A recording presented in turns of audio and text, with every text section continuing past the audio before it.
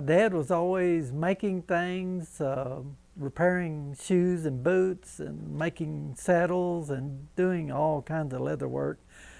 He was real good and efficient at it and had an artistic ability, had a good keen eye. And my mom was also real creative, and they worked together in their first shop here in Gainesville.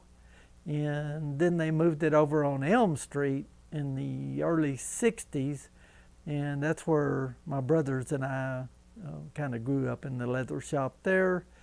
And at an early age I started stamping and tooling belts when I got old enough, and made wallets. And where you learn a lot is doing repairs, and my dad would always get me on to repair jobs.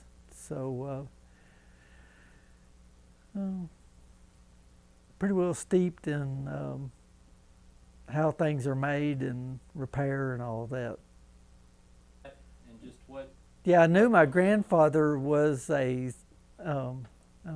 leather worker and made a lot of leather things, and really didn't know how far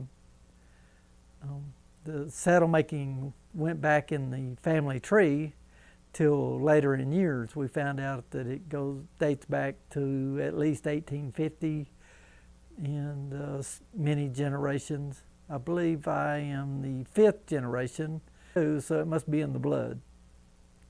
So talk a little about how you decided to become a saddle maker, or how you chose that for during my high school years, I kind of did all kinds, worked on my hot rod cars and in the evenings, and worked in the leather shop during the day.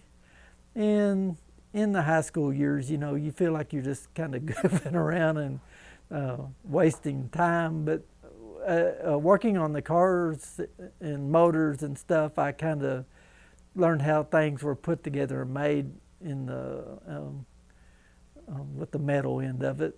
And then if you take things apart, you can study how they're put together, and you try your best to put it back like it should be, or where it will work or perform well. At first I made a lot of low-down ropers, kind of like what my dad did, with a lot of groundwork in them, kind of a heavy stock saddle. And Matlock Rose used those for cutting saddles, and also roping. He was all around. And my dad made quite a few saddles for him, and later in years I actually ended up making Matlock a lot of saddles. But through the years, the different styles have changed. Like the cutters have the flat seat, and they have gone through different stages with the ground seats and so forth, and the weight of the saddles and the way the fenders work and everything. And then the reining saddles, a lot of those have in-skirt riggings, not all of them. I really like a double rig saddle. It seems to last the longest, and the performance of one is real good.